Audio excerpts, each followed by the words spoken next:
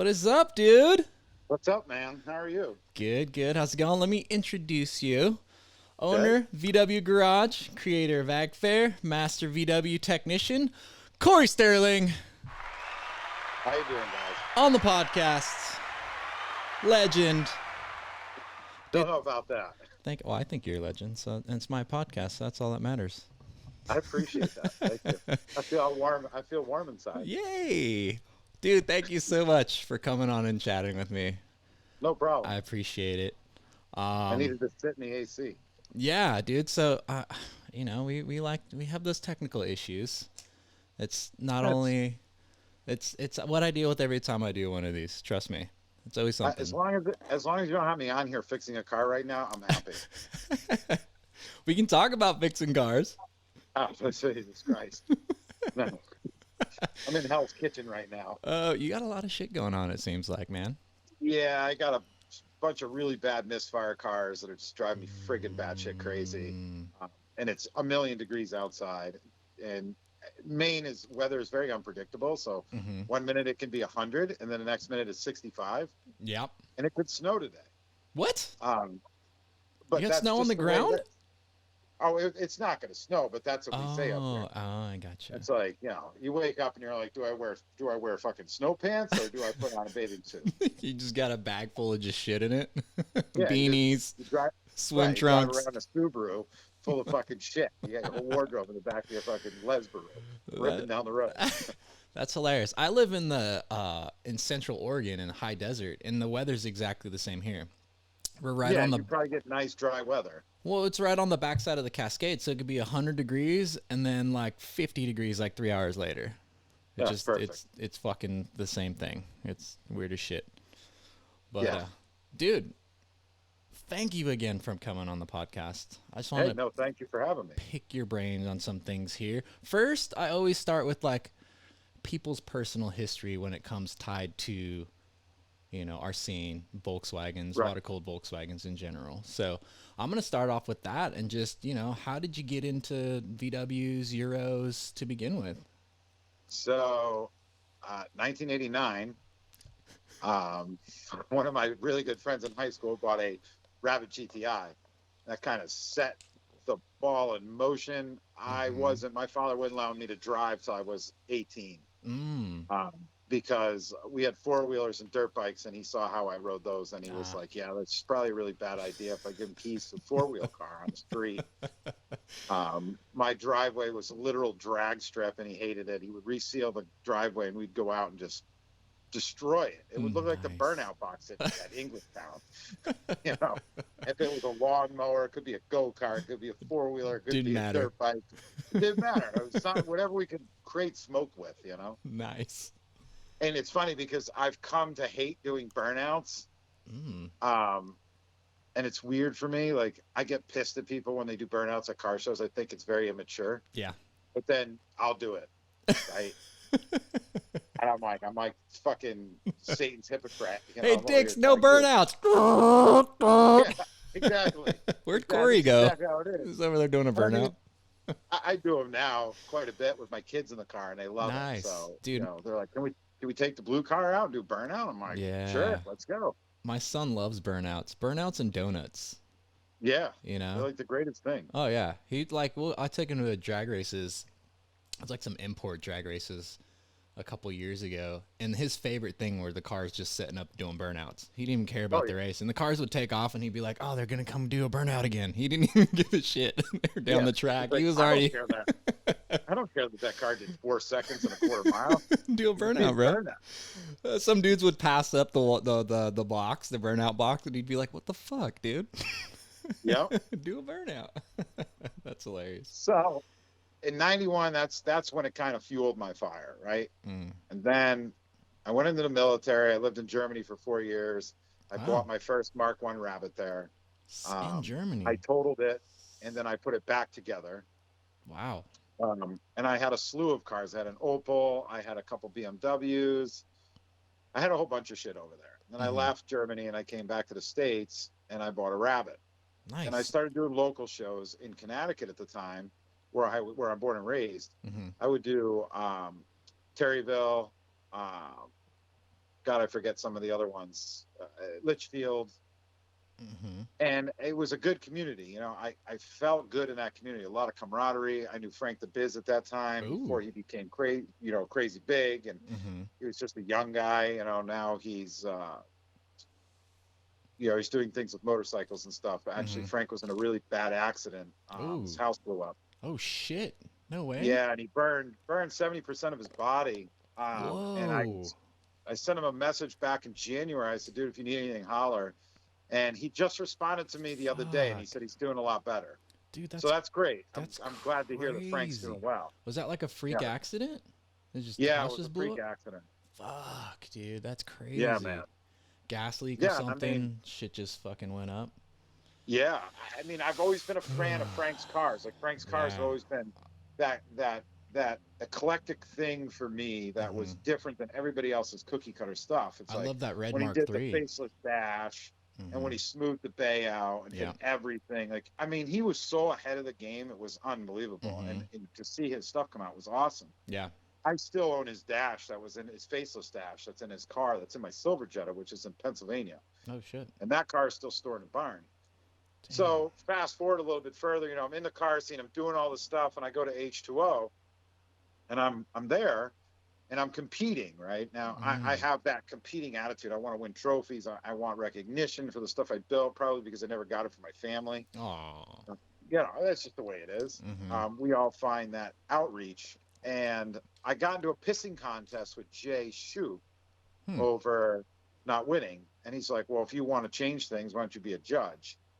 So that kind of started me in the door where I got into H2O, and then I started basically running H2O for a very long time and representing H2O, you know, in a much more professional manner, as much as I could be in my late 20s and early 30s. And I did H2O with him for 14 years. Wow. And there was an onset joke about doing a summer H2O, and he never wanted anything to do with it. So he's like, why don't you just start your own show? And I was like, you know, that's not a bad idea. Are you okay with that? And he was like, yeah, that's fine. So I started VAG FAIR. Nice. Meanwhile, I mean, I've worked in and out of dealerships for years. I got my master level certification, Volkswagen and Audi. I had my own shop in Pennsylvania, which I left, signed it over to my partner, and I moved up here to Maine. I've been here for 11 years. I worked for the dealers here for a long time, and then just got tired of the shit and opened my shop again. Dang. Anyway, back to H2O. I did H2O for a long time, and I bowed out 14 years in, and I kept working on VAG FAIR just because I didn't like the direction H2O was going in. I kind of bowed out right after all the shit kind of hit the fan and things went downhill. Yeah. I was like, there's a lot of, I was like 14, a lot of egos, 15? a lot of egos flying around, a lot of egos flying around, a lot of things. But I mean, I learned a lot. I learned a lot from those experiences and running such large shows. I mean, tons and tons and tons of people. Yeah. And it's helped me develop my show into what I want it to be: grassroots, fun, family oriented, not about money, not about, you know, ego or any of that shit. I just want you to come out and have a good time, right? Yeah, for sure. So I'm celebrating this year 15 years, which is sick. I can't even wrap my head around it. So the logo that we did this year for the show shirt is the original logo that was redesigned by 8380. That's awesome. 8380 Labs, Ethan, who's been he's an OG, triple OG, big time. Yeah. Oh yeah. He came into the scene, and you know, when I was in it, and he's just been great. I mean, we've become really great friends. I mean, it's not just about cars. We talk about family and everything else, you know, trials and tribulations. Dave Drell, who works with him, you know, Volk Satan. He's still around. Actually, he'll be at the show.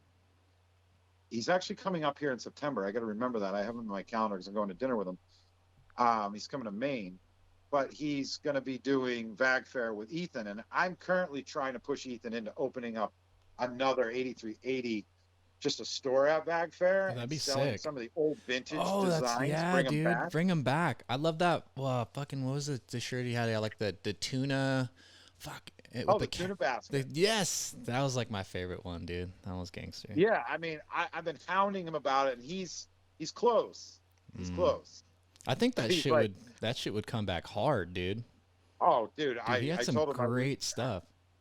I don't think you would have enough product to sell. For I sure. really don't. Yeah. Like people would freak out over vintage, bringing back vintage designs. Mm-hmm.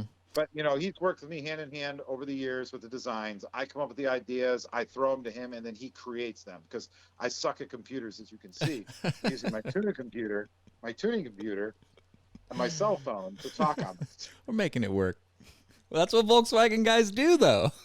Yeah, I mean, we just try and figure it out. Like, put more duct tape, another zip tie, it'll be good. Exactly. Some spit over here. I love what Ethan did with the logo from the original. Like, it keeps all of the original, you know what I Yeah, mean, vibes to it, but it just looks updated.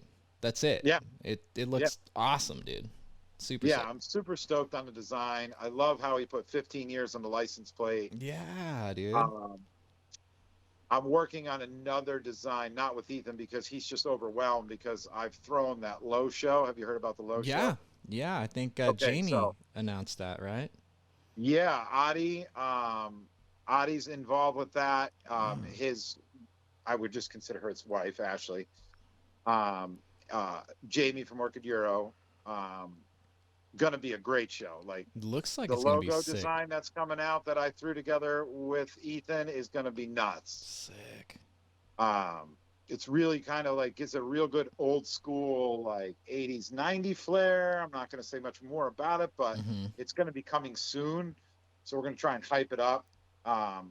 He's doing the Harlequin get together, he's doing a big Audi thing inside the mall, there's Corrado's Pizza, there's Mm-hmm. an indoor outdoor show. There's a lot of really cool shit going to happen, a lot of really awesome stuff's going to be there. It's going to be a really great show. And I've said to Jamie, I said, Jamie, Yeah. like you've really taken out all the stops on this and you're really jamming us into a real short time period. I don't know if you're going to be able to top this the second year. Mm. That's like, I think you should, I've always said, just back off a little bit, give him a little bit here, a little bit here, Make but little Jamie's tweaks not a little along the bit way. guy. Nah, he's all in. He's all in. It sounds sick though, and that yeah, like when I think he was like on an Instagram live, and he was Yeah. talking about it, and then he said the dates, and it was like September, right? And I was like, Yeah. holy shit, Uh, that's like, 3rd, 4th, and 5th, I believe. yeah, I'm like, dude, that's like a couple months away, essentially, as far as like Yeah. a car shows go. Wow. But Yeah. I mean, it sounds like it's gonna be super sick, for It's, sure. I mean, the hotels are getting booked right out. The venue is getting booked right up. There's some real key players that are going to be there with their cars. And I always call people key players or just, Mm-hmm. guys that really put the time and effort into building a car. Yeah, that's what You attracts know, people to the shows. right. You got to have those heavy hitters. I have people that send me emails like, I don't think my car's worth coming to the show. And I'm like, why is that? And they're like, well, it's just stock and it has a few mods. I'm like, do you enjoy it? Yeah. Bring it to the show. Like I have 45 show classes. Like I'm one of the very few shows Mm-hmm. that actually still does show classes. Most people do like Best top of. 10, top 20, Yeah. top 50. Mm-hmm.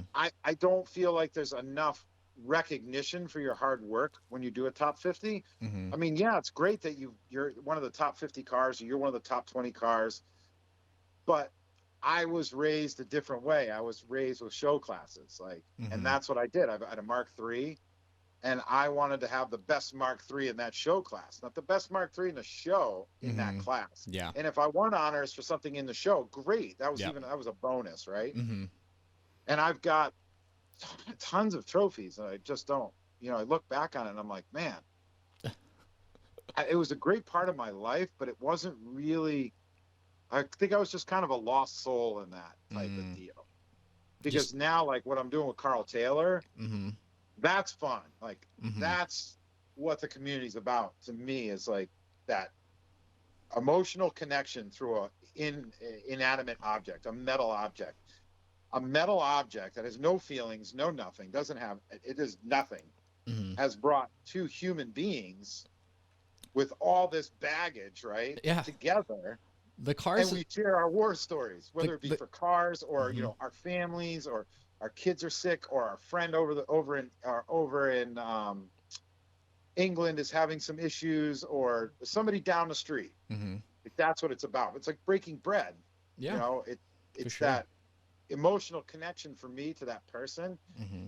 That's what drives me to keep doing my passion. Cars are the literal conduit Right. of the community. Right. To the black hole, Hmm. Yeah. the black hole of my wallet, the black hole of my life.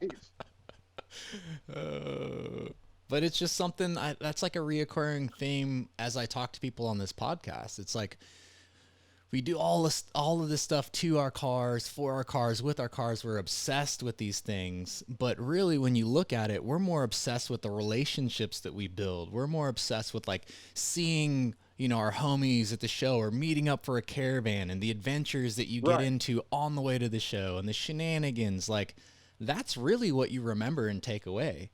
Like Right. when I look back on, all the car shows and shit that I did, like I don't remember the cars necessarily. Like I couldn't tell you what my favorite car is at any car show I'd gone to in the past, but I could tell you all the shit we got into or almost got into, or hotels we got kicked out of, or speeding tickets, or whatever bullshit went down. That's the Oh, stuff that you live for, oh, yes. When I see Tony Grimmel, we reminisce. Do tell. Give me one juicy story. Oh, God.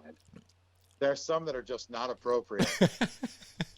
The name of the name of my podcast is "Fuck Yeah Volkswagen." So Yeah, there's some things I did back then that I. you don't have to Let's divulge. just say there was a couch thrown out of a fucking hotel window. Probably the entire hotel's furniture set in the bedroom might not have ever made it back to the room. That's hilarious. I've done similar things. We took over a hotel for a car show. We did the opposite. We actually stole. We realized there wasn't enough seating in my hotel room, so we stole all of the furniture that I was like on 3 floors and stuffed it all into my hotel room. Yeah. So we just had couches and seats, and then people were bringing in like lamps and things from other hotel rooms. It was pretty gnarly. Vegas, I Like a think it big was. furniture sale. Yeah, it was hilarious. And like douchebags, we didn't put any of it back. But what's funny? That was in Vegas, and like there's cameras everywhere, and no one even said anything. Dude, this stuff that I mean, if I wrote a memoirs or like an autobiography, it would probably be censored, not fit for any human. You should do that. I want to be a producer on that. Let's Uh, do that somehow. We'll put it out I there. mean, the amount of drinking and the amount of drugs and everything else that I did, I honestly don't know how I'm sitting here. I'm completely sober now. Hmm. I came to basically a sit down with God Mm. about 156 days ago, Wow. and just stopped all of it. Like I've been wild for a very long time. Hmm.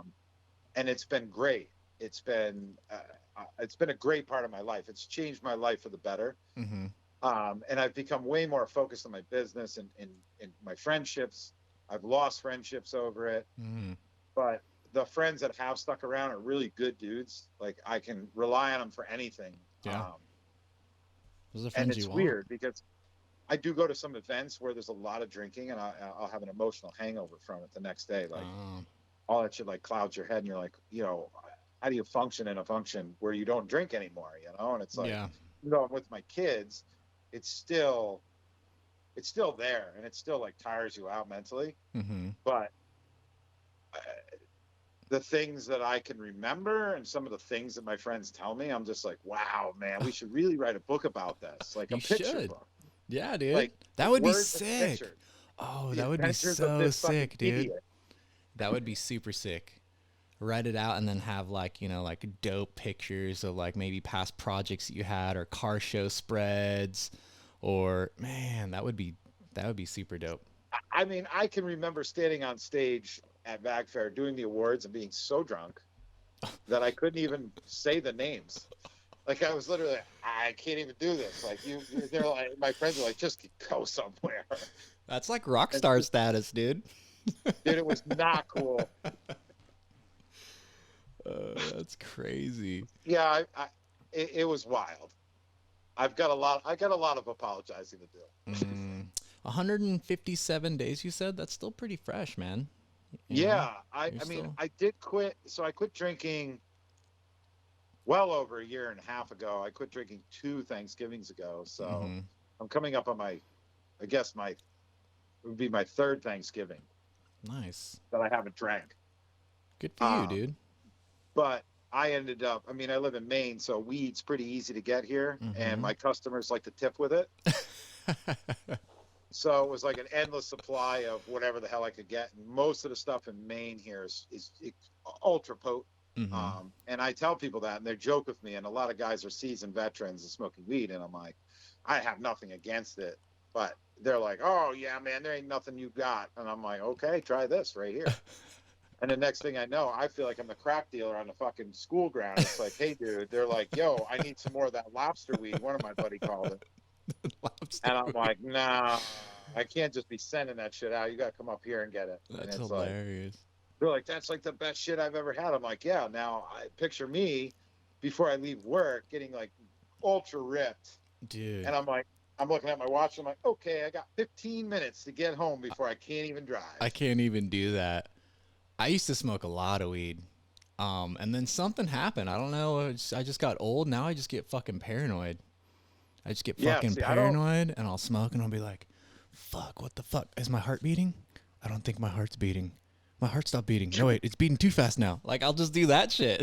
It's like, I oh, yeah, can't- yeah, yeah. There are some strains that really fuck me up like that. And yeah. it's like, I got to sit on the couch and I'm like, all right, everything's gonna be okay. I'm just sitting here like, okay, okay, okay, okay. The room is not spinning. I'm not on a fucking spaceship. Totally, dude. And I'm like, whoever thinks this is medicinal, this isn't funny. Right? No, good for you though, dude. Like, I used to be a huge drinker too. Um, I don't think it was like I never got to the point where, I needed to go to like AA or anything, but I just liked craft beer. So I would just Right, drink I like did too. I want to try all the craft beers, new IPA, new stout, like boom, boom, boom, and I was drinking like a 6 pack of craft beer every day. And I just noticed like some health effects, right? Some negative health effects to that. So I slowed my drinking down way down. Like I have like maybe 1 or 2 drinks a week. I just did a Right, podcast with. we're not 21 anymore. No, I think our livers and everything, like we just don't like. I just don't metabolize the alcohol like I used to. You know what I mean? I started getting sad because I mean I have a small dick and it's like I got this giant beer belly and I'm like, all right, where are you guys? I gotta get you. Yeah, I A can't be having fuda, people. right? That's what they call that, or a dicky This is do. all crap. This is Treehouse's fault. It's This a. is Munkish's fault. Like I don't want your beer anymore. You're making it worse. I was getting beer titties, dude. They call it brewer's droop. I Hey, think. there's nothing wrong with those. You know what I Hey, mean? I was like, where the if you could if you could squeeze them and re-ferment, then hey, you might have something going. like, where the fuck did these titties come from? Do some research. It's like, oh, it's from drinking all this beer. Uh-huh. That's hilarious, dude. Let's get back to. I love how you kind of got on the aspect of the car show stuff because I was going to ask you about that. Like every Volkswagen guy like myself goes to car shows and they like see things that they would do different at the car shows. Like everyone is Sure. secretly their own car show promoter and can do everything better than everyone else, Right. right? So when you were doing the H2O stuff and you decided to kind of start your own the VAG Fair, like what was the catalyst for that? Was it to be different than H2O, as in it wasn't, you didn't think that show was going the direction anymore? You know what I mean? Like what? I really didn't like the direction. Mm-hmm. There was a lot of fighting over getting control of the situation that was coming, that people were ignoring. Mm-hmm. And there was some talks about not fucking paying Ocean City was one of them. Oh I'm not wow. fucking paying Ocean City. And I'm like, fuck them. They do nothing for me. And I'm like, it's not really about you, dude. Mm-hmm. It's really about the community. And it was like, it was just kind of a strife there when I finally walked away, but I had already done bag fair for probably 5 years before I walked away from H2O with that type of attitude. It Mm-hmm. just kind of left a bad taste in my mouth. H2O was a lot of fun, but my biggest thing was my birthday was in August. Mm. And I would always ask my friends, yo, what's up? Let's go do something, let's do something car related, whatever. Mm-hmm. And it's always, he's always get the, yeah, sure, man, I'll be over. And then last minute, it's like, oh, fuck, man, my wife's got something to do. All my kid's sick. My dog's, got 3 legs instead of 4 today. It was always some excuse. So I was like, well, I know a way to fix that. And I'll just do a car show on my Dude, birthday weekend. And then I'll get everybody to party with me. nice. And, the first show that we did, Red Bull came there. And I'm trying to think if it was Timbo that brought Jägermeister. Oh, nice. Somebody brought Jaeger. It was either Neil S. Meyer or Timbo that brought Jaeger nips in Red Bull. Dang. So we were just fucking pounding Jägermeister and Red Bulls. It was like, fuck yeah, let's party. And I also had a tech demonstration there of the Cougar Hunter. He was a Vortexer. Did I lose you? No, I got you. Okay, Yeah. your screen wasn't there. Oh, sorry. The Cougar Hunter had come down from Canada, and he was always breaking his oil pans, and his dad and I have become friends, and I started replacing motors in his car every trip he made. So Was it his VR? coilovers were shot. What's that? Was he in a VR? Yeah. Mm. Blue VR with HTNs on it. Mm. Gold HTNs. I had redone the whole car for him earlier that year. And he needed coilovers in it, so we were doing a coilover demonstration install at the VAG Fair. So what I kind of wanted to do with the VAG Fair was just more a grassroots thing where we had some technical demonstrations. Mm-hmm. We had Madness on the Midway, which was cars that I hand selected myself that were competing against one another for top honors, kind of like Top Dog. I took a lot of stuff from H2O and the way the show was run, kind of the show classes and everything else that we used from like Bug Out and a few other shows that were around, the South Central Pennsylvania area and Virginia, Maryland area, Mm-hmm. and kind of put it all together. I wanted to have autocross one year. I tried autocrossing. It just didn't work out. Mm. I've always had something different there. The first year we had hot air balloon rides. Nice. So that was why the hot air balloon was there. in the original logo. Right, but when he got there, he ended up firing up the hot air balloon, and he burned a hole right through the side of it, so there was no hot air balloon ride. So it's like, this is fucked. Maybe he didn't want to ride with that fucking guy anyway. Yeah, I mean, guy who burns his shit up. Yeah, I don't know if I can deal with you. So, I think that was the first year Jay Lehrman had his sage green Jetta out with the Impulse on it, Mm-hmm. and he won top honors. Yes, he actually did. And he got a BBS wheel that we took off of Mario Andretti's race car. Wow, that's sick. And mounted onto a plaque. He actually showed it. He put it in the Facebook post a couple weeks ago about it. He's like, maybe I can dig this thing out. I still have it. It's heavy as hell. That's awesome. We used Daytona Trophy at that point. We were doing just, the regular grassroots style show. Mm-hmm. Then it started to graduate into getting bigger and bigger. The first year was 225 cars. That was 07, right? Wasn't the first year like 2007? I thought 2007, yeah. Nice. And then for 2 years we did it there. Then we moved over to the left side of the show field, which was another big parking lot. And then they came to me and said, would you like the infield? Nice. And I said, yeah, I mean, if you're gonna give me the infield for the same price you're giving me everything else for, yeah, I can do that. I can't do, 10, 15 grand to run this fucking show. It's insanity. Yeah. And we finally got the infield, and it was tough for the first couple of years. I mean, it was big, but it wasn't as big as I wanted it. Mm-hmm. And I always strive for something bigger and bigger and bigger and better and badder every year. Right. We were doing dunk tanks. We were trying to get BMX riders there. We had live music a couple times. Mm-hmm. And it just got to the point where it was like all these things really didn't make a difference. It was like, get there, set up the speakers, play some dope music. Like usually I play like Mumford and Sons or like John Butler Trio, some cool and just jazzy indie rock style, like matches the grassroots vibe, Right, it's just cool music. It's not dubstep where it's just boom, boom, boom, boom all fucking day long. Kids in your driving yourself nuts, or like music. Fucking Tool and Rage Against the Machine, where I got to worry about people revving their cars up to the fucking beat. And I implement Madness on the Midway. I've always tried to make really cool awards, and I finally came out with the last one, which was used at SOWO, which I got involved with that with Paul Barney. Mm-hmm. We made the plaques. They're like I actually have them. Sick.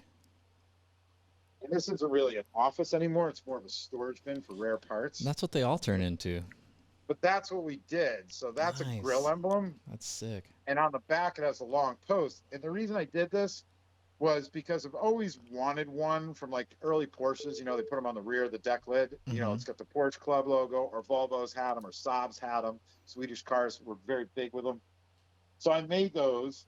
I had Tom from House of Logos over in the UK make those. Sick. So the first year we only did silvers. You know, first, second, and third. The second year was silvers. I did shift knobs one year. Nice. I did wheel centers one year. I did cuts of wheels. I did bookends for one year. And then the last 2 years, we've done silver, bronze, and gold. So first, second, and third. And I do them on plaques. And then each person gets, you know, I think first is 500, second's 300, first, and third is 150. So I always give cash with that. Sick. You know, I wanted to raise money for charity, so we got Foundation Blue, which is very close to my heart. I don't know if a lot of people know about Foundation Blue. Foundation-blue.com. It's a foundation that was founded after Alexi passed away. Oh, yes. Alexi D. Rochambeau, the blue 2-liter smooth bay right-hand drive Golf. Yeah. A good friend of mine was helping him a lot. A lot of good people are involved. Justine, great. Nancy, his mom's awesome. I've been the president of that foundation for, I think we're going on 12 years, because I think we couldn't celebrate during COVID. But during COVID, I ended up doing both VAG fairs. And I think we raised 10 or 11 grand for that, for those 2 years. Dang. And that money then goes back to the community to become technicians. So if you want to go to tech school, you send in, you know, your information into the 501c. We review that information, and then we give you money to go to tech school, schools, whatever. And it's great because right now techs are a dying breed. I mean, we just don't have fucking techs. I mean, I can't hire anybody. I've been looking for techs for months. I pay relocation. You know, our shop is top end. We're running at full bore. I need diagnostic techs. I need master level techs. Yeah. Plain and simple. I mean, I'll train somebody that's got some credentials and bring them to that master status and send them to school. And I've got some ins at Audi and Volkswagen. I just need them.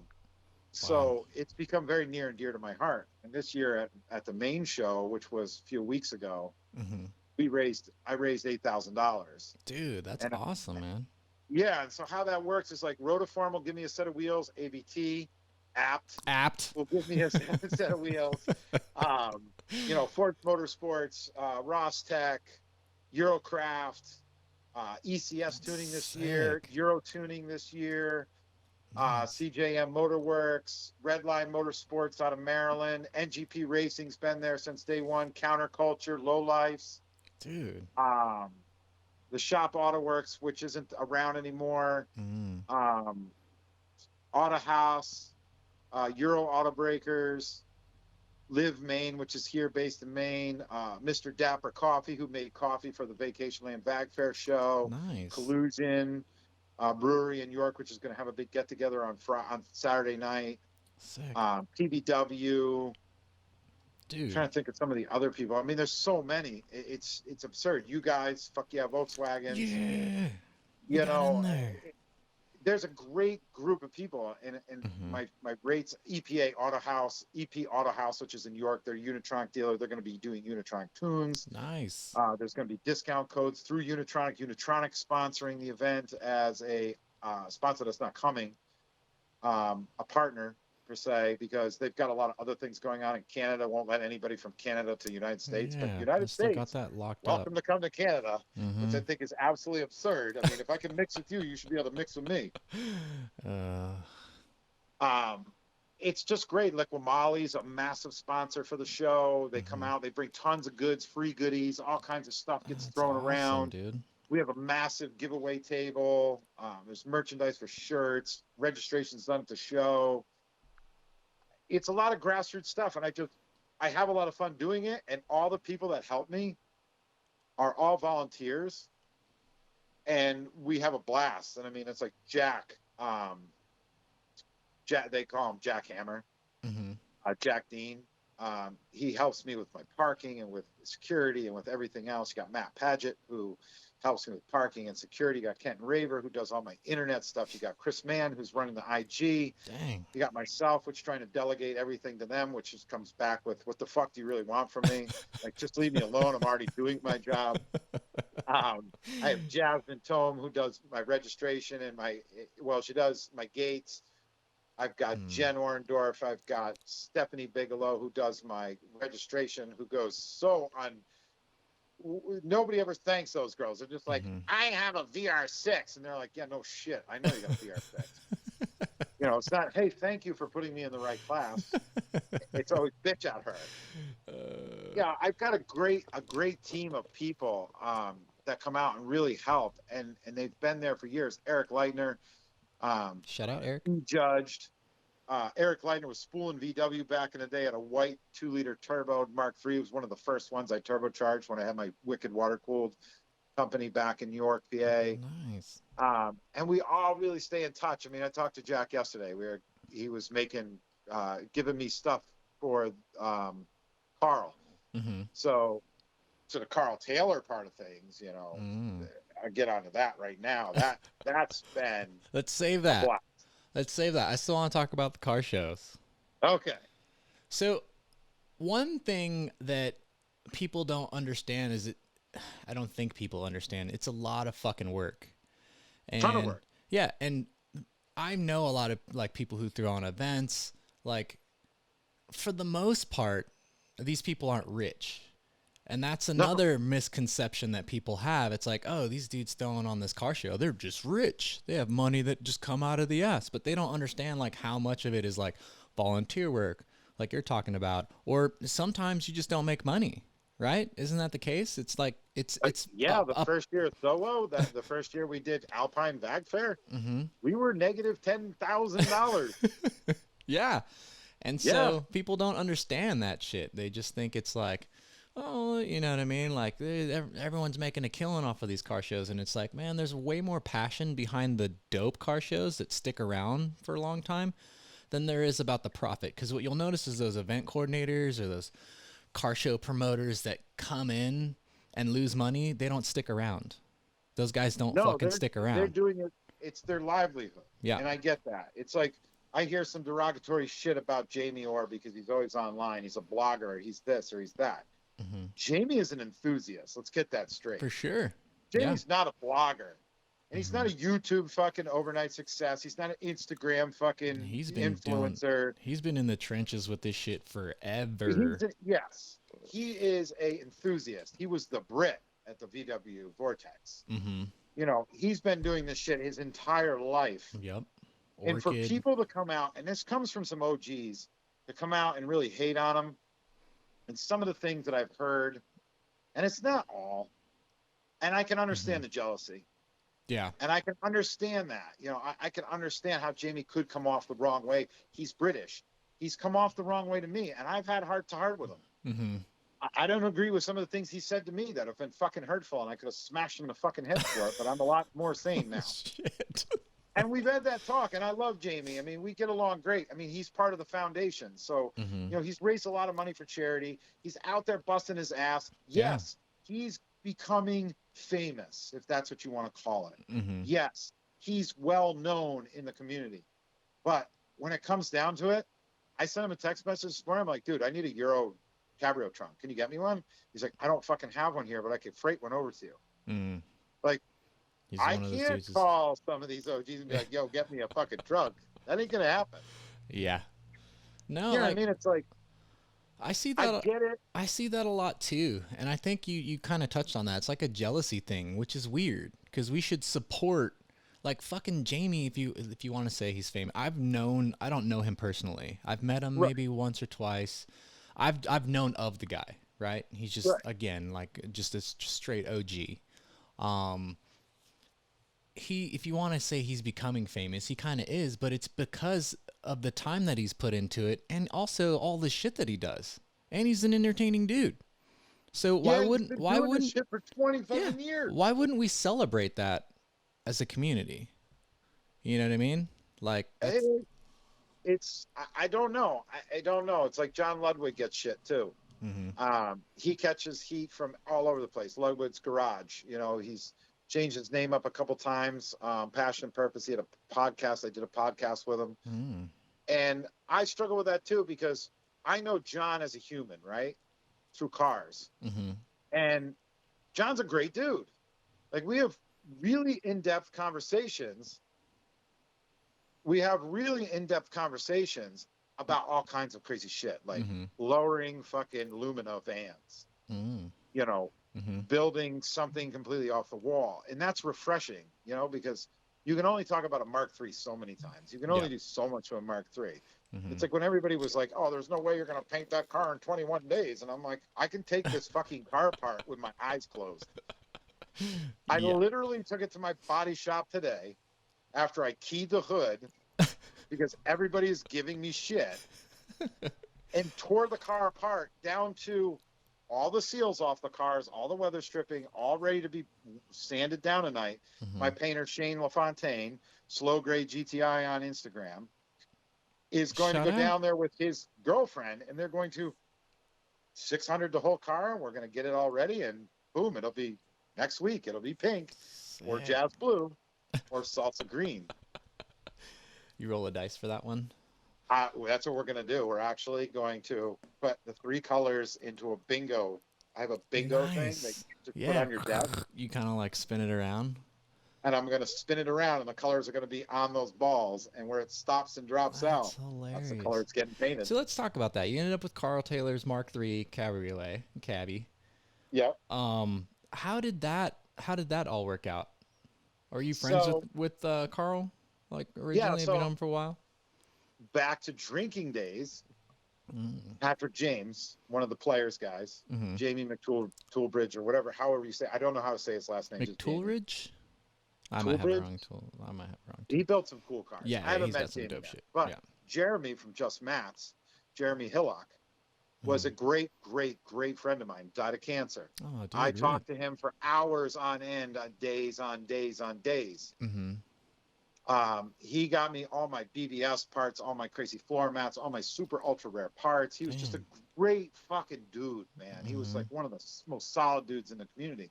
And he introduced me to Patrick, who introduced me to Carl, Okay. who introduced me to Martin, and the Edition 38 guys when they came over and they gave Frank the Biz the E38, award. Mm-hmm.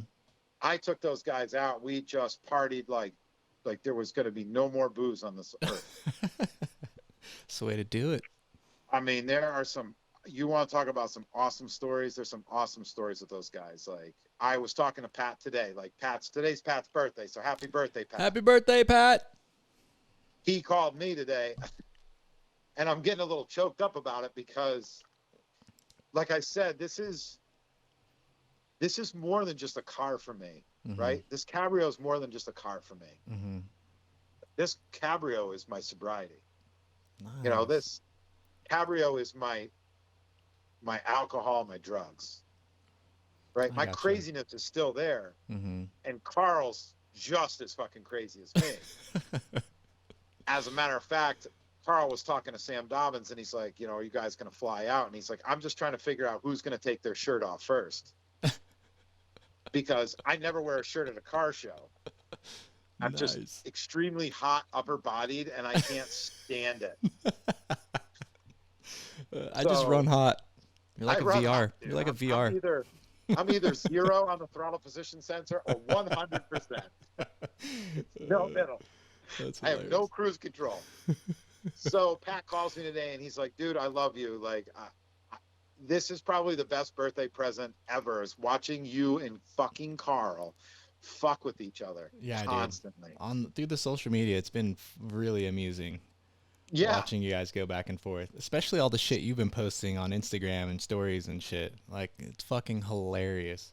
I literally suck at Instagram, and I asked John Ludwig, how do I tag people? How do I add all this shit in there? And he gave me a rundown the other day, and then I took him to lunch and bought him lunch, right? Thanks for the Instagram session, homie.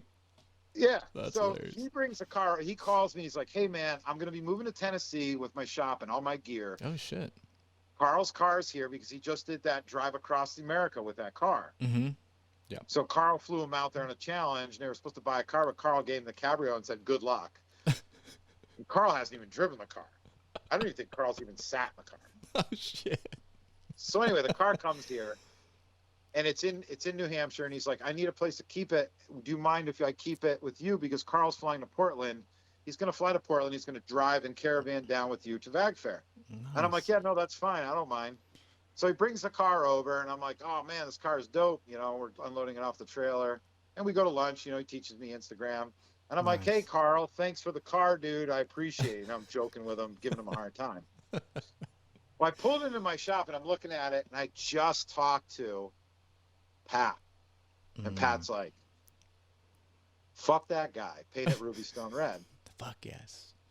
I'm so down with that color. That would be my vote. Okay. That's a Porsche color, right? That's like a rare Porsche color. Yeah. 968, 986. It's a newer model. Just a 911. Yeah. You know, I hate the mindering different tag names like 911-1, 911-2, 996, 997. Like, I love Porsches and I know all the differences in them, but it's like, I got to sit here and be like, all right, Mark 3, Mark 4, Mark 1, Mark 2, 968, 964, 962. I do the same shit. Like, what the fuck? Goddamn Germans. And we're probably saying it wrong. Mm-hmm. Exactly. So I pulled the car in the shop, and I'm like, well, my first Instagram post was, well, I guess it's time to change the color, Carl. Sorry. And it starts with, he's like, you're not that brave. And I'm like, challenge accepted. This is like fucking Marty McFly in Back to the Future. Don't call me chicken, motherfucker. I'll punch you, Biff Tannen. Like, your fucking ass going down, buddy. And I'm just like, my head goes off. The little devil on my shoulder goes, does he know who he's talking to? And I'm like, fuck him. I'm going to wrap it Ruby Stone Red. Yeah, like, that's what I thought you were talking about. Mm-hmm. Right. So I was going to wrap it at first because John was like, yeah, Carl really likes the brown, blah, blah, blah, blah. And I'm like, all right, so I'll wrap it. Yeah, I won't change the color on him. So you can pull it off. Carl keeps digging at me. And I'm getting text messages from John about what Carl's saying about me. And he's like, John's like, listen, man, don't push him. Don't do it. He's like, I'm going to push him over the fucking edge. And I was like, fuck him. I'm painting the car now. Oh, shit. So I took and started a whole war over the weekend. That's great. Where I stole Rob Russo's Cabrio photos. So Rob Russo's been building this absolutely insane surf green Cabrio. Shit. And he has all the build pictures in his Facebook page. So I just take them off of there and screenshot them. I send him a message real quick. I'm like, Rob, I'm going to steal your photos. Is that okay? He's like, yeah, that's fine. Go have fun with it. All right. So I steal his photos. It's a green-based car. We know the car that I have is a green-based car. So I'm like, all right, this is a winner right here. That's hilarious. Is everybody going to catch on? So I have my friend Rachel Bibby, who's My Golf is Slow's wife, photoshopping shit for me. Dude, next level. So she's photoshopping, you know, I did the one where it was just a 4-lug wheel, which you can put a 4-lug on a 5-lug car and just run 1 lug in it to move it around the body shop. And we do that all the time. Well, people are calling me out. You're not fixing that car, blah, blah, blah. And I'm like, fuck you. You're right. I'm not right now. I'm putting everything in I got everything in planning stages. And Carl's like, you won't paint it. You won't paint it. And I'm like, you know what? I've just about had enough of you guys telling me I'm not going to paint it. So today, I just took a screwdriver to the hood. I saw you throwing paint on it. So last time we were DMing. A story where I took a fucking screwdriver and wrote Ruby into the hood. Fuck. Oh, dude, I remember we were DMing back and forth, and I thought you said, yeah, we're gonna wrap it because we were talking about like doing some stickers, and then I saw you throwing paint on it. I'm like, dude, this is escalating quickly. Oh yeah, so it's getting painted. Shit, we just don't know what color. Painted. We just don't know what color. Carl is like, I don't even know what to say. I tore the whole car apart today. It's completely shelled, ready to go. It's Shit. going to get sanded down tonight. I hooked up with Napa, who's one of my big distributors for parts here for my Nice. European and whatever, all my cars here. Shout out And Napa. I had to sit down with them and their paint rep Oh, today. sick. And I was like, look, here's what I'm going to do. I'm going to paint this dude's car. He's not too happy about it. And they're like, all right, let me know what you need. We'll send it right over. Sick. So they've come on board, and they're gonna give me the paint and stuff to do the work.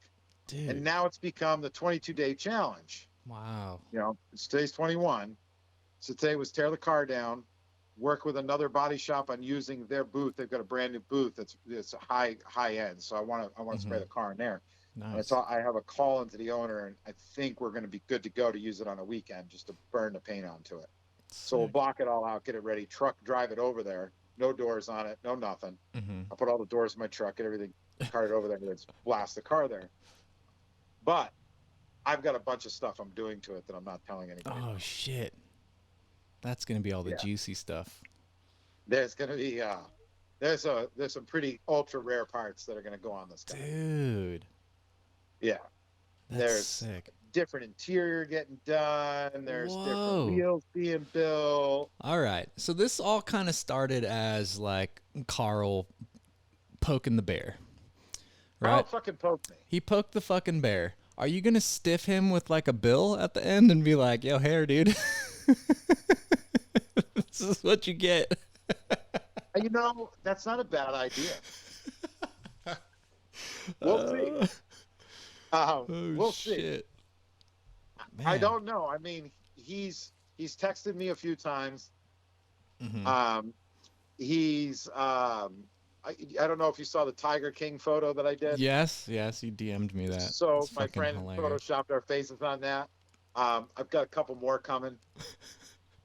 You should do those as air fresheners. Those are going to be incorporated into the car permanently. Nice. Somewhere in the car.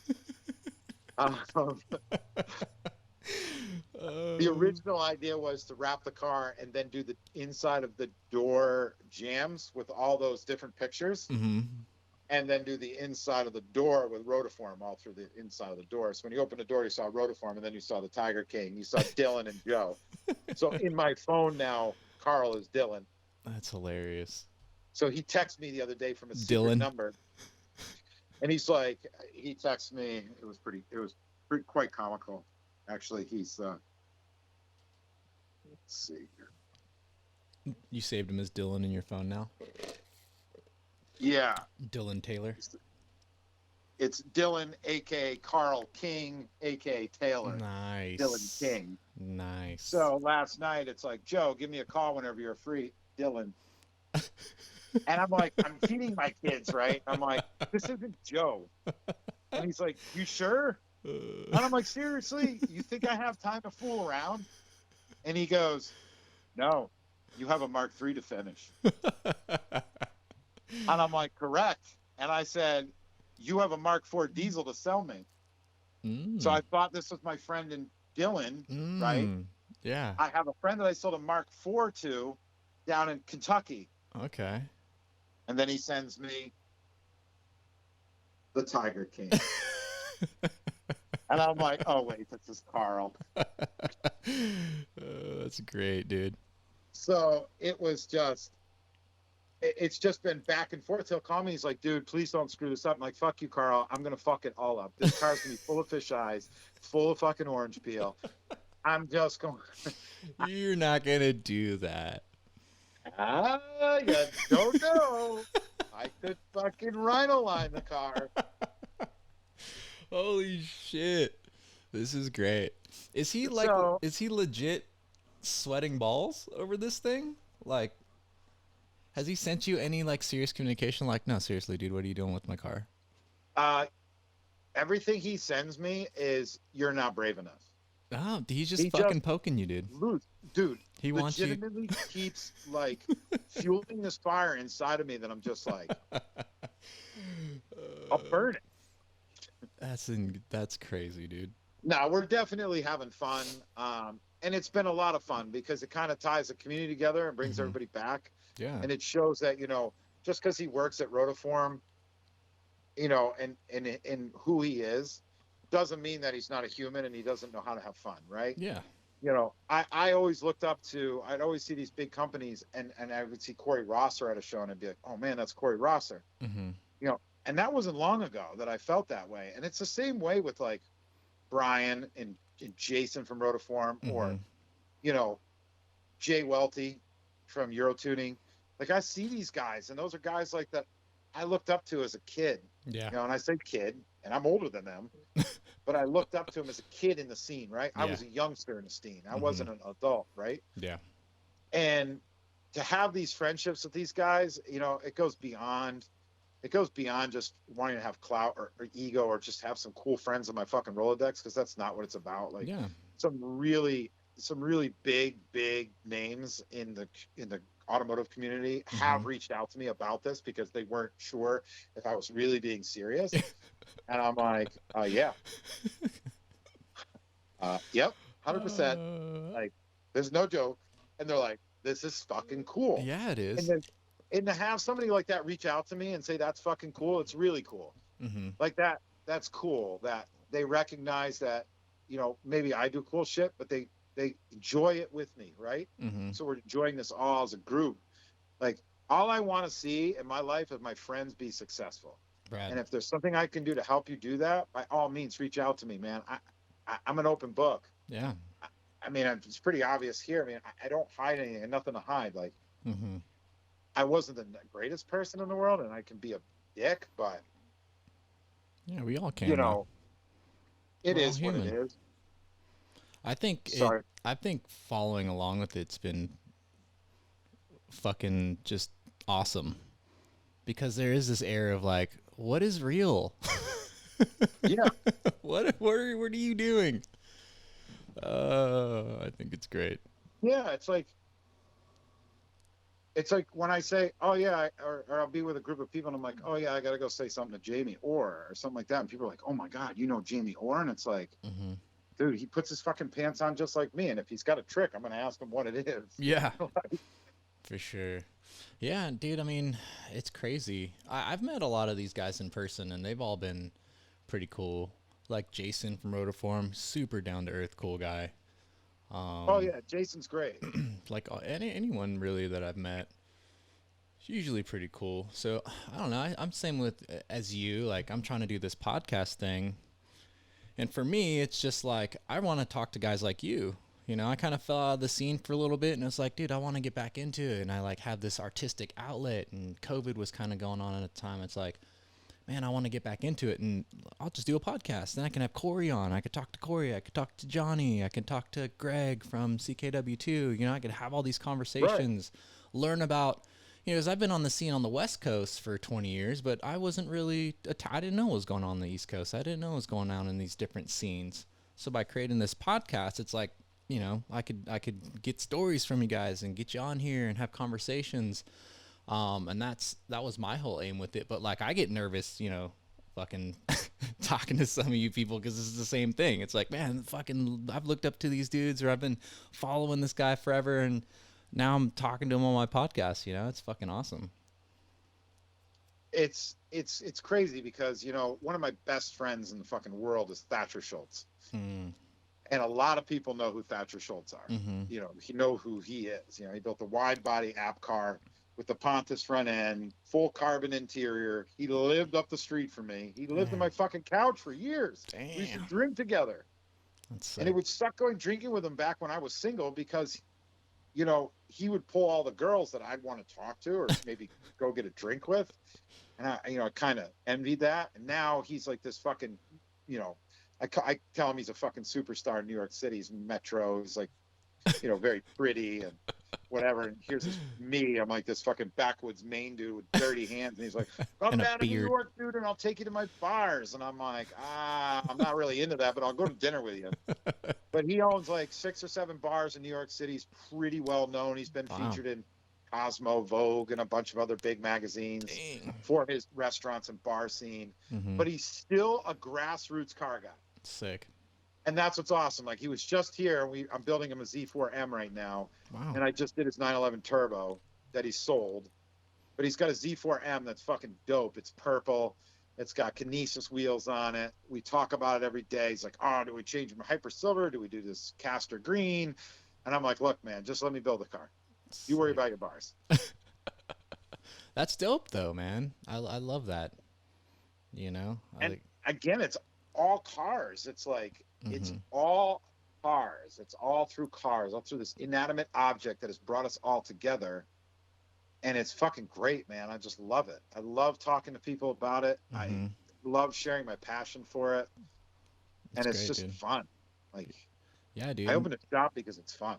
Well, fuck, man. I mean, you're kind of embedded, dude. You're like a cornerstone figure. You know, you've got fuck all the technical know-how and shit. You're a master technician. You've got your own Right. business.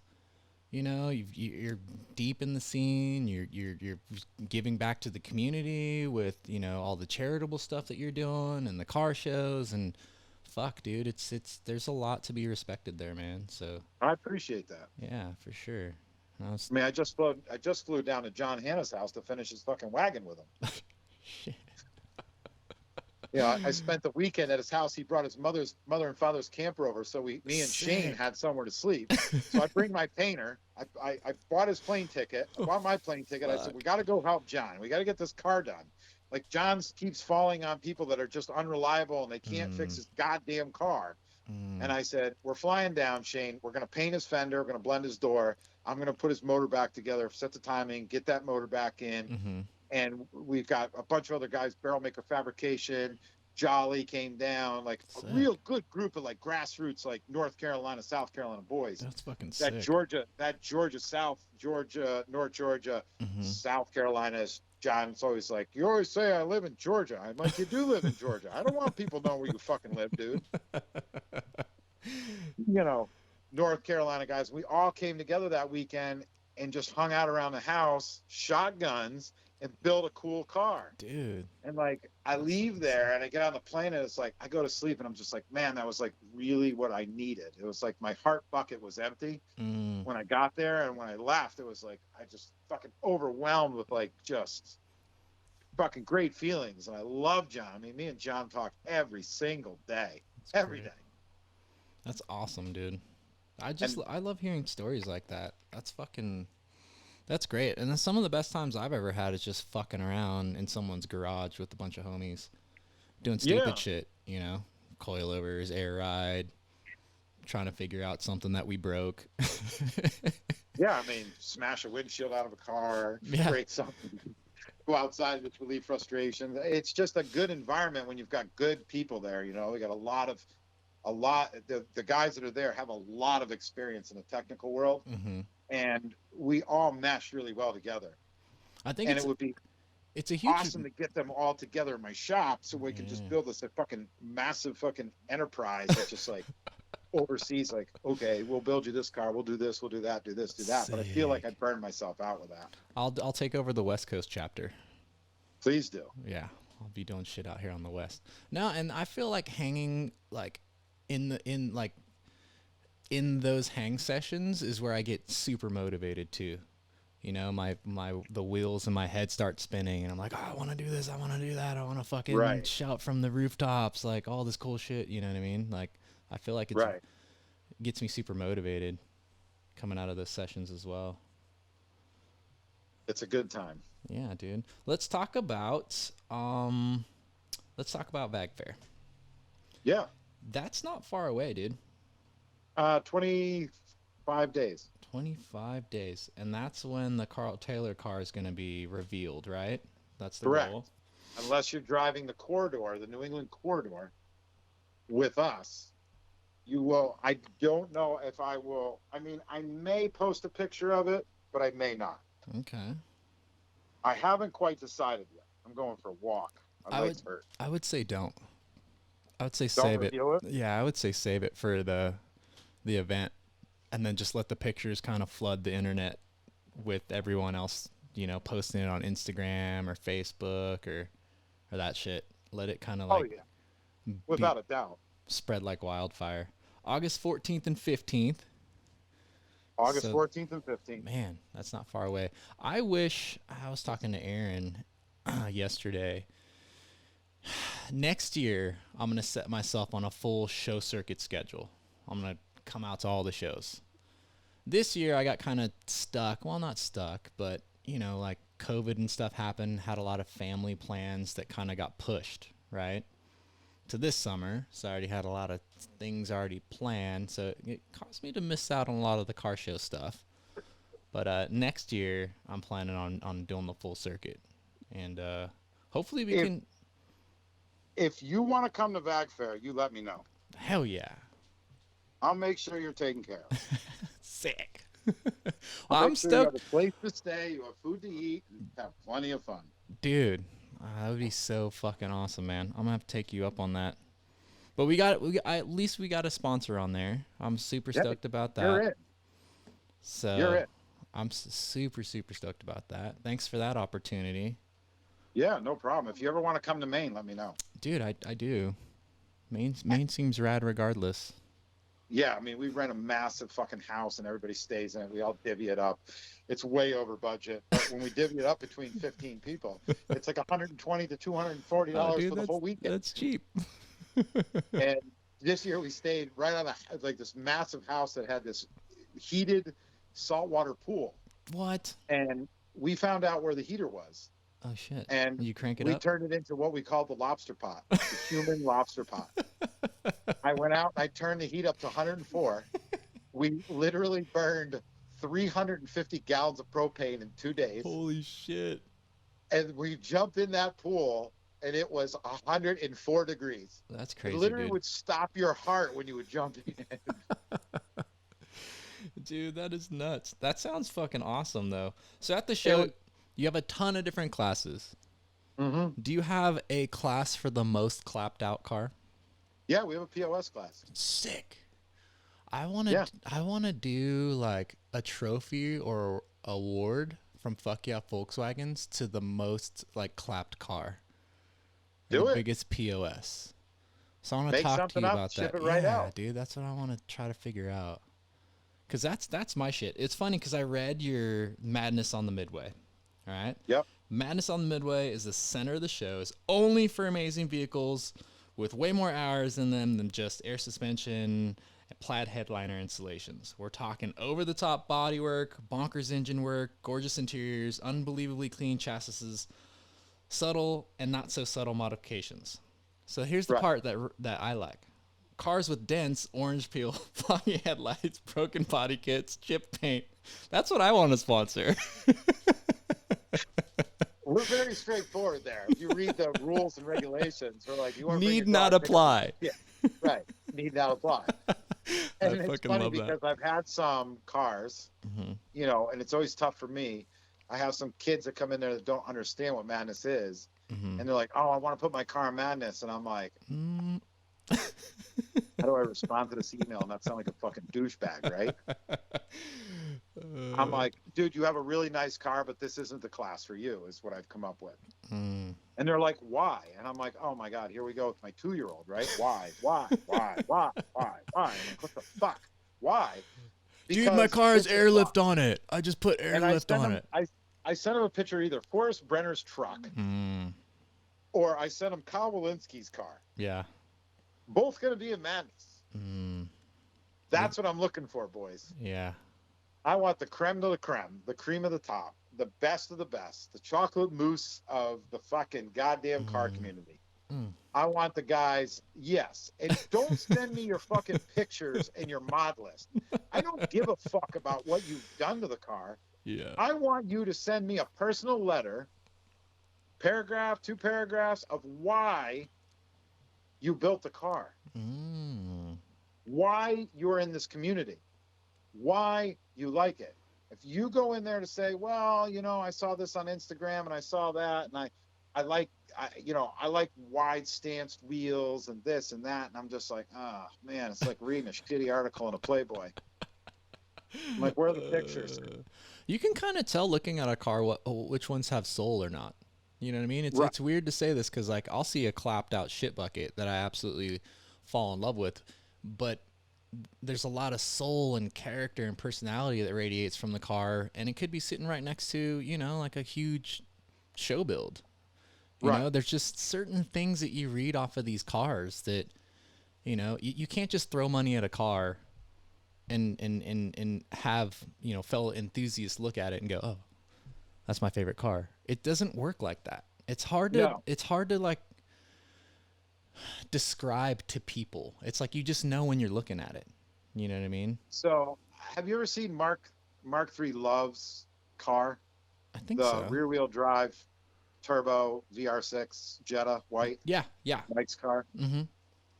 Of all the cars that I've ever seen built, all of them, besides Big Ron and maybe Frank the Biz, Mm-hmm. that's up there. Yeah. Like that is the most amazing craftsmanship fabrication that I've ever seen done on any car platform. I mean, it's just righteous. Everything is right about the car. Yeah. You know, he stripped the interior out. He finished it, Mm-hmm. you know, stripped out, finished. He built the rear end. He put a clear piece in there so you could see the rear diff. Sick. Forrest Brenner is very much like that as well. I mean, Forrest Brenner's car is really awesome. And Forrest is a fucking super humble dude. Mm-hmm. A It's lot like, of these guys are. A lot of these yeah, freaking like genius engineers and car builders are humble ass cool dudes. just a really cool dude, not cocky, not nothing. And I mean, even Tony Grimmel, he's just a fun dude. Mm-hmm. And he builds fun cars and he does it for fun. Like he's a great guy. And Mike, the car is unfucking real. And he's just really quiet about it. He's like, yeah, man, I built a cool car. Yeah. I'm like, yeah, you built fucking weapon. You built a cool car. Weapon of mass Fucking thing destruction. retarded. I think those guys like.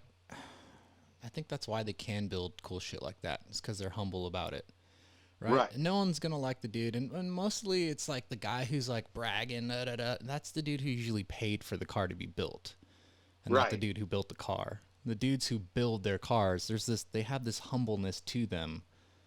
But even to us, they're perfect. Oh, this car's amazing. But to them, they're like, "Fuck, I could have done this different. I could have done that different." Right, that's this Kyle, kind of man. Kyle's yeah. so hard on himself on that car, and I hate his fucking wheels so much. And I give him so much shit about his fucking Porsche twist because the car's not a Porsche. And it's just kind of an inside joke because I do like the wheel. Yeah. But, you know, there's some really like undercover dudes like Adam Mm-hmm. with his Mark V turbo. He works for Nothing Leaf Stock. Mm-hmm. Fucking dude, that dude is so ultra talented. It's unfucking real. Yeah. You know, and he's one of those dudes that just builds cool shit and you don't really know him. And, you know, you see his car post everywhere. You know, some people get kind of edgy about people posting their cars all the time. Mm-hmm. You know, I can think of one guy that I know posts his car all the time, and that's Handsome Boy Vegas with his RS3. But the fucking car's dope. Mm-hmm. It's a dope RS3. Yeah. Like, post the shit out of it, man. You should be proud of that. Like, if you post the shit out of your car, you're proud of it. Yeah. It's a guy caught hell today for posting the cabrio all over the fucking place. And I told him to go back to fucking work. But I know, Matt, I know the person that said it is joking with me, you know, and I got a couple guys like Conti who gives me a bunch of shit all the time. But these are guys that I've known for years and years, and I've gone to bug outs with them, and I've been doing this stuff with them for years. And I mean, they're all great dudes. Like, when I see names come into PayPal for like pre-registration, like especially this year, which has been really weird, I don't recognize them. But there's some players in there that I'm like, oh, I know this guy. I know this guy. I know this guy. I know this guy. This guy. This guy. This guy. This guy. This guy. Oh, cool. They're all coming. Awesome. I loved seeing these people. And then I have people reach out to me on Instagram like, oh, I can't wait to see you. Like, are we doing a hotel get together? You know, it's going to be fun. We're going to do the hotel get together Saturday night at the Wyndham Gardens, big, huge parking lot. Come out, grill, do whatever. A lot of cool cars there. You know, I try to give everybody something to do. Instead of just out there wreaking havoc. You know, it's not all geared around booze and drugs anymore for me. It's more geared around like, let's be safe, have fun. You know, I don't mind if people drink. I don't give a fuck if you smoke weed. I don't care. Just don't drive your car, man. Like, Just be you safe. put a lot of money into that. To wreck it would be terrible. Yeah. I'd hate to see you have to buy a Honda. You know. With that, and with the experience that you have in all the years that you have with like promoting shows and, you know, organizing events and stuff, like for this year for VAG FAIR, what are you seeing as far as like the classes being registered? Are you seeing it like heavy Mark IVs, heavy Mark IIIs, or the like? I can't see. Oh. I can't see any of that. Ah. So that's the big surprise for me. Wow. How does that work? does that work? How do you know if you have enough space for each class, or how does that all? So the way my show field's laid out is everybody gets parked with their friends, Okay. because that was my biggest gripe of car shows, is that you had a class over here and a Right. class over Mark here. 1's over And here, Mark 2's, Mark 3's, if and you're Mike all. Smith was over here and Dave Small was over here and you guys were best friends, you had to be over by your car all day long, and that was bullshit. Mm. So if you come in and rolling in a big group, like some guys will come and roll in a big caravan, they all park together to set up their easy ups, they'll have a good time. And it takes the stress of being there all day with your car, and you enjoy yourself. Then you take your ass once you get parked. You write your road number down on you remember your road number. You go to the registration booth. Registration booth uses eJudged, which is electronic judging through iPads. Okay. And we put your information in. You fill out your sheet at the registration table. You bring it up. They put all your information in, and then we get all that information dumped to us, and it gets cataloged in that electronic file. Gotcha. And we go, okay, we've got 30 Mark IVs. They're located here, here, here, here, and here. Sick. And then we go out and we judge them. Nice. You know, judging's never been perfect. It's always been the bane of my existence. But at the end of the day, I just tell people we're not here for trophies. Yeah. We're here to have fun. I wanted to get into with that as well, because like with all car shows, there's always controversy when it comes to the judging aspect of it. As a judge for these car shows, what are you looking for? You know what I mean? Like, I'm looking for Joe Bousman and Amy Bousman, Charlie Russo, Eric, were kind of my mentors in the judging field. And that started at H2O. What we're looking for is OE. Would the factory do this? Gotcha. So would the factory put that VR6 in that car and leave the wiring harness all janky? Or would the factory have put that wiring harness in there and wrapped it with cloth tape? Would they have secured it, fastened it? Would the factory have put your air ride on and allowed you to taco your fenders? You lose points for that.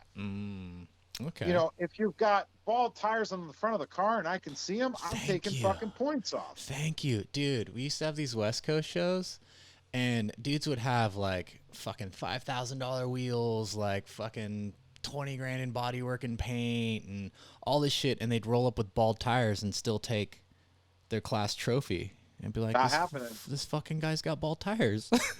No, my favorite, and I'm a prick, and everybody will tell you that. When they start bitching about judging, one year I brought them all up to the stage. Just bring your fucking cars up here, I'll judge them. Let me break you down. You're not gonna like what I have to say, but I'm gonna be honest, okay? So you better put your honesty badge on your chest, because it's gonna hurt. I'll never forget this white Mark VI that came up, and he was bitching because he didn't win his class, and I'm like, fucking really, dude? Look at your fenders. Look at your fenders. They're rusted, paint missing. Your fucking tires are mismatched. Why were you judging my tires mismatched? I'm like, because you're at a car show. You've got bald Nankings, dude. You go to Amelia Island, you look at a Ferrari, it doesn't have Michelin's on the front and Kumho's on the rear. Yeah, Nankings. Right. It doesn't have, Juan Lee's on the fucking thing, or Ling Lao's. I mean, if you have 4 matching Ling Lao tires and they've got good tread, great. But if you got a Ling Lao, you got a Juan Lee, and a fucking Kumho and a Bridgestone, take points off. That's my look, bro. Go to POS class. Nice. Interiors, missing headliners. I'll also look at the overall look of the car. Do the modifications fit the car right? Yeah. Would Volkswagen have put an RS style front bumper on it and have left the rear bumper completely factory without a lip? On like a Mark III Jetta. Like, no. Right. Would the factory have done a side exit exhaust without modifying the rocker panel so that it fits the exhaust, so it's not hanging down and being beaten by the road? Would the factory have put your VR lip on with all of it being beat up because you don't know how to drive? I can think of 1,000 examples. People just need to know. You got an ultra clean engine bay. You smooth your engine bay, and you've got an old coolant bottle in there. Like it's all that nasty, like old brown color. Brownish bullshit. You can see where the fluids was at one time. It's a $20 bottle, bro. It's a $20 bottle. Swap that thing. Like, just buy a new fucking. Like, I will give you points for having a new shit in there. Clean. My favorite is people don't clean the frame rails of cars. Mm. I'm like, dude, I'm looking at your engine bay. It's fucking looking great, but you got all this rock back where the fucking fuel lines run down. So when you It's like, when you take all that stuff into consideration, like, so, I'm thinking back to some controversial, like, judging on the West Coast shows, and they would do, like, concourse style judging. And what you would find is that, like, the newer cars that were less modified would always score higher, you know what I mean, than, like, some older stuff that had more modifications because, I mean, they were cleaner. That's not, right. you know what I mean? So do you take that into consideration and kind of factor that into your judging as well, or? So here's the thing. A modification can either get you points or Mhm. take points away. Mm. Modifications aren't always a good thing. Right. It depends on what you modify. You want to Or go to how. Pep Boys and stick on some fucking louvers onto the side of the car. I'm not. If they're not centered, you're not getting points. It might be a modification. I just look over and be like, okay, whatever. It's just a cheap mod. Mm-hmm. My big things are fit and finish. When you put in headlights, bumpers, aftermarket bumpers, All the fenders, body lines match up. body Everything's lines good. matching, Mhm. quarter inch all the way around. If one side's fucking door sagging, the other side's not. Mm-hmm. I look at valve stem caps. That's a big one. People will come to the show and they'll have three valve stem caps. Or they'll have, factory lug nuts, and they sell caps on eBay. You could buy them Mm-hmm. for any car, any color, chrome Mm-hmm. all the way to fucking brown. I don't care. Yep. And you can just, that little added $4 touch, Mm-hmm. I'll be like, damn, man, his wheels are clean. I mean, they're 10s, but he keeps them clean Yeah. and they look good. But we're staring at some rusty lug nuts. I'm staring at them rusty lug nuts on your fully polished BBSs with no center caps. The fuck's going on here, guys? You get like only half your stimmy? I got you.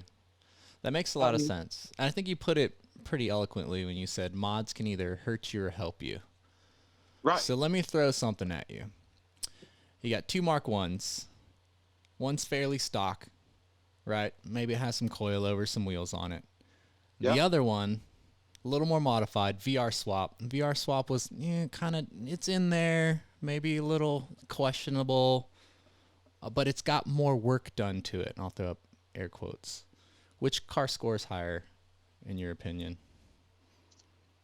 Well, it depends on if the factory car, still retains a lot of the factory feel, like factory wrap on the harnesses, factory wires, which are hard to get. But I mean, a good clean set of plug wires, valve covers still painted, not all rusty like they all are. The engine bay's detailed to the nines. Like, you detail your engine and make it look really good, like polish the head or paint the block or paint the head, paint some parts. Just get all the crust out of there. Don't go into a fucking a green car and throw red hoses, okay? Because it looks like fucking Ronald McDonald. It looks like a Christmas light.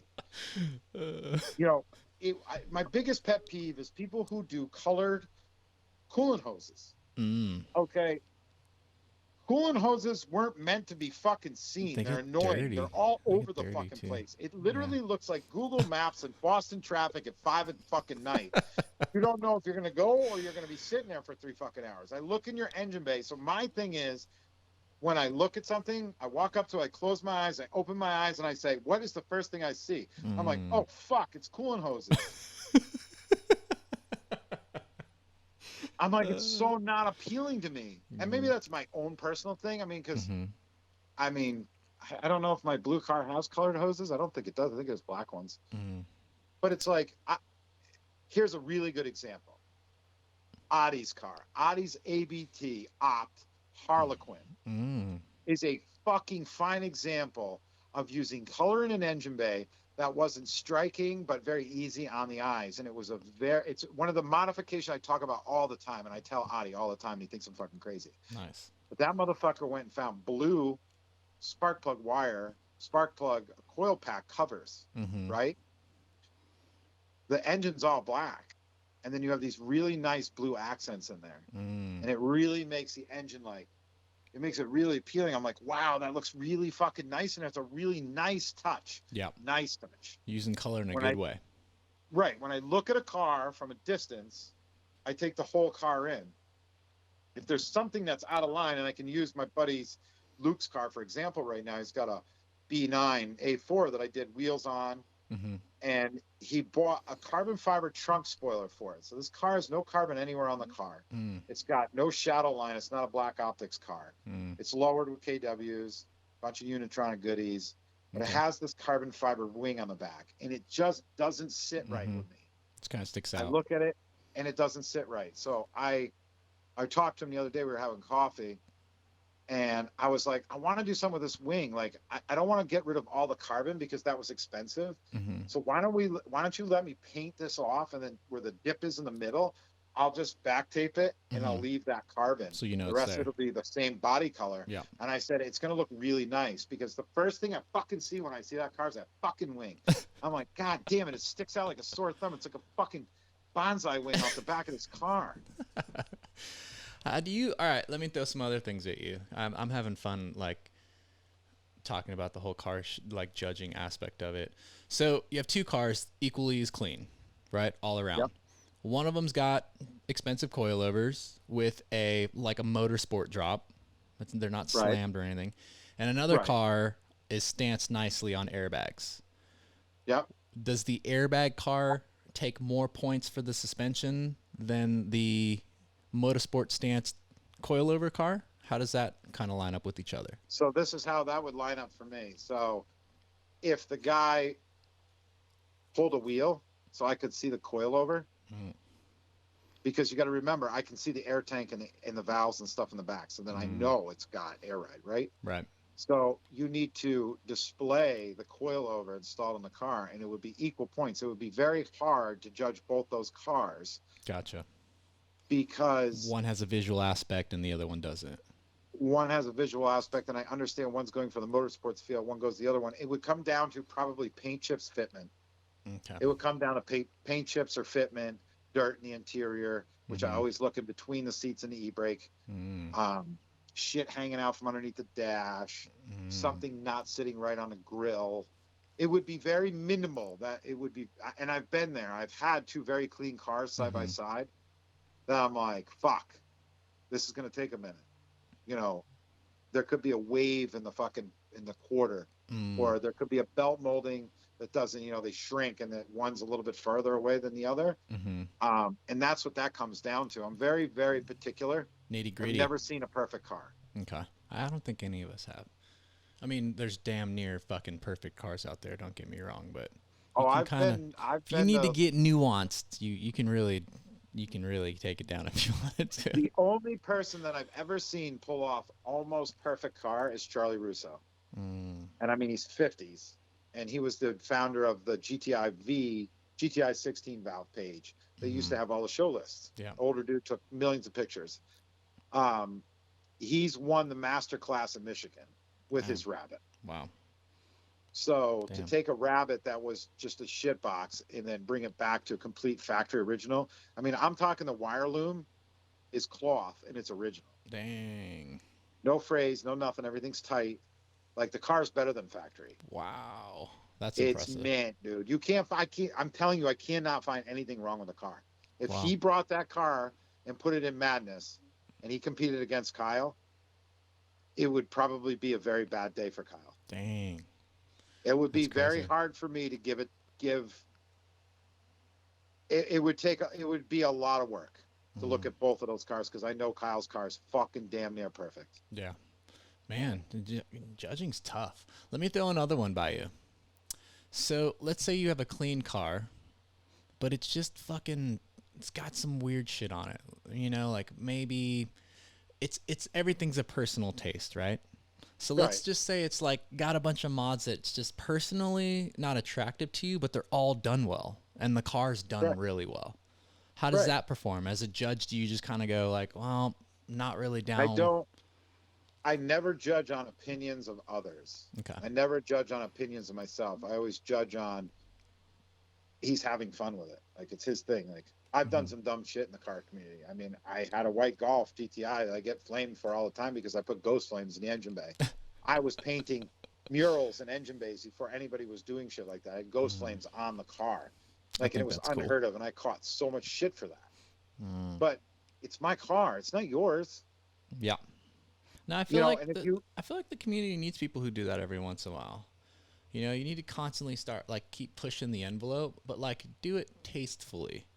You know, and paint is paint, right? That doesn't, it's a visual aspect, but it doesn't, if the rest of the car is built well, then, I mean, you got ghost flames, right? Yeah. That's more of like I said, like a personal opinion to something, but you kind of need people always pushing the envelopes like that, but done in a tasteful way. Because if that wasn't the case, then like air ride wouldn't be a thing. Remember when air ride's been around forever, right? Oh, I have a rabbit truck. In other scenes, when it caught fire in the Volkswagen scene, the water cooled scene, like there was two camps. Either, I mean, there still kind of is, but at first, like everyone shit on air ride. Literally everyone shit on air ride, and now it's kind of like, I still shit on air ride.